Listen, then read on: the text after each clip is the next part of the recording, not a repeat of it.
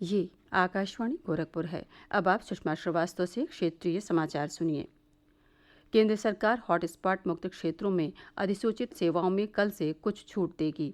राष्ट्रव्यापी लॉकडाउन अगले महीने की 3 तारीख तक बढ़ाए जाने के मद्देनजर लॉकडाउन का सख्ती से अनुपालन सुनिश्चित करने के लिए कई दिशा निर्देश दिए जा चुके हैं। खेती बाड़ी सहित सभी कृषि और बागवानी गतिविधियां, कृषि उत्पाद की खरीद में लगी एजेंसियां, कृषि उपज समिति के कार्य और कृषि मशीनरी की दुकानों को इस दौरान पूरी तरह से काम करने की अनुमति होगी। 2 चालकों और एक हेल्पर के साथ सभी ट्रकों और अन्य मालवाहक वाहनों के आवागमन की भी अनुमति होगी। सभी वित्तीय संस्थाएं और स्वास्थ्य संबंधी सेवाएं पूरी तरह काम करेंगी। बिजली मैकेनिक, प्लम्बर, मोटर मैकेनिक और बढ़ई जैसे स्वरोजगार में लगे लोगों की सेवाओं को भी छूट दी गई है। ऐसे लोग कंटेनमेंट जोन से बाहर के सभी क्षेत्रों में अपनी सेवाएं उपलब्ध करा सकेंगे। मनरेगा कार्य के लिए सामाजिक दूरी बनाए रखने और मास्क पहनने के नियम का सख्ती से पालन करने के साथ अनुमति दी गई है। ग्रामीण क्षेत्रों में और नगर निगम की सीमाओं से बाहर उद्योगों को भी अनुमति दी गई है। केंद्र सरकार, उसके स्वायत्त और सहयोगी निकायों के सभी कार्यालय खुले रहेंगे। सूचना और प्रसारण मंत्री प्रकाश जावड़ेकर ने कहा है कि कृषि से संबंधित कार्य और कुछ अन्य गतिविधियां कल से फिर शुरू हो जाएंगी।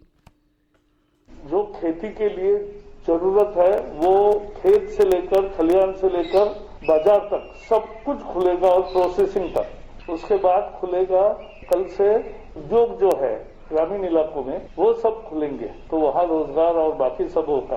कंस्ट्रक्शन, जहाँ कंस्ट्रक्शन हो रही है वहाँ सोशल डिस्टेंसिंग का नॉर्म पालन करके वो भी शुरू होगा। इसके सिवा जिनके इंडस्ट्रियल स्टेट्स है और इंडस्ट्रियल शेड्स है, ऐसे जगह भी काम शुरू होगा। प्रदेश सरकार ने कहा है कि वह संक्रमण की रोकथाम के लिए लॉकडाउन का सख्ती से पालन सुनिश्चित कर रही है। साथ ही राज्य सरकार लोगों के हित के लिए भी प्रतिबद्ध है।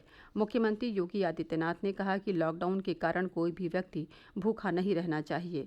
सरकार शहरों से लौटे मजदूरों को मनरेगा योजना के अंतर्गत रोजगार उपलब्ध कराएगी। प्रदेश सरकार ने मनरेगा मजदूरों के खातों में 611 करोड़ से ज़्यादा की धनराशि ऑनलाइन भेजी है। विभिन्न पेंशन योजनाओं के लाभार्थियों के खातों में भी 871 करोड़ रुपए जमा कराए गए हैं। सरकार ने ये तय किया है कि शहरों से लौटे श्रमिकों को मनरेगा योजना के अंतर्गत रोजगार दिया जाएगा। मुख्यमंत्री योगी आदित्यनाथ ने लॉकडाउन के दौरान अपने कार्यस्थलों पर न पहुंच सकने वाले अस्थायी श्रमिकों और कामगारों को मजदूरी और मानदेय का भुगतान करने के निर्देश दिए हैं। प्रदेश सरकार ने पिछले 45 दिनों के दौरान राज्य में लौटे 5 लाख प्रवासी मजदूरों को रोजगार मुहैया कराने के लिए एक समिति का गठन किया है। मुख्यमंत्री योगी आदित्यनाथ ने कहा है कि कृषि उत्पादन आयुक्त इस समिति के अध्यक्ष होंगे।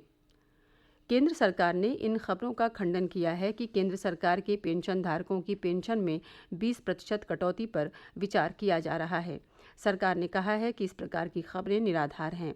केंद्रीय वित्त मंत्रालय ने ट्विटर पर स्पष्ट किया है कि पेंशन में किसी प्रकार की कटौती नहीं की जाएगी। मंत्रालय ने यह भी स्पष्ट किया है कि केंद्र सरकार के कर्मचारियों के वेतन और पेंशन पर सरकार के नकदी प्रबंधन निर्देशों का कोई प्रभाव नहीं पड़ेगा। दारुल उलूम देवबंद ने मुसलमानों से रमज़ान महीने के दौरान पूर्णबंदी के नियमों का उल्लंघन न करने की अपील की है। रमज़ान का महीना 25 अप्रैल से शुरू होने की उम्मीद है। राज्य के सहारनपुर जिले में दारुल उलूम देवबंद के वाइस चांसलर अब्दुल कासिम नोमानी ने कहा है कि स्वास्थ्य विभाग के दिशा निर्देशों का सख्ती से पालन किया जाना चाहिए और किसी भी तरह की भीड़ से बचना चाहिए। आकाशवाणी से बातचीत में दारुल उलूम देवबंद के मीडिया प्रभारी अशरफ उस्मानी ने कहा कि रमज़ान और तरावीह के बारे में बहुत जल्द विस्तृत फतवा जारी किया जाएगा।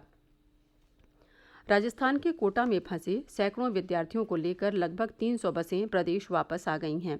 प्रदेश सरकार ने आगरा से 200 बसें और झांसी से 100 बसें कोटा भेजी थीं, जहां पूर्णबंदी के कारण प्रतियोगी परीक्षाओं की तैयारी कर रहे देश भर के हजारों विद्यार्थी फंसे हुए हैं। वापस आए सभी विद्यार्थियों की जांच की जाएगी और उन्हें घर भेजने से पहले संगरोध केंद्रों में रखा जाएगा। कोटा में इंजीनियरिंग और मेडिकल प्रवेश परीक्षाओं की तैयारी कर रहे विद्यार्थी प्रदेश सरकार से उन्हें निकालने की लगातार अपील कर रहे थे। देश में कोविड-19 के बढ़ते संक्रमण को देखते हुए स्वास्थ्य एवं परिवार कल्याण मंत्रालय ने लोगों को सामाजिक दूरी बनाए रखने, व्यक्तिगत साफ सफाई और समूह में एकत्र न होने का परामर्श जारी किया है। लोगों को हाथ मिलाने और गले मिलने से भी बचने का परामर्श दिया गया है। लोगों को मास्क लगाने या गमछे से नाक और मुंह ढकने की सलाह दी गई है। स्वास्थ्य मंत्रालय ने कोरोना वायरस के बारे में जानकारी के लिए टोल फ्री नंबर 1075 जारी किया है। प्रदेश सरकार ने भी हेल्पलाइन नंबर जारी किया है। ये नंबर है 1800-180-5145। लोग मुख्यमंत्री हेल्पलाइन 1076 पर भी फ़ोन करके कोरोना से जुड़ी कोई भी जानकारी या समस्या साझा कर सकते हैं। इसके साथ ही क्षेत्रीय समाचारों का ये बुलेटिन समाप्त हुआ। नमस्कार।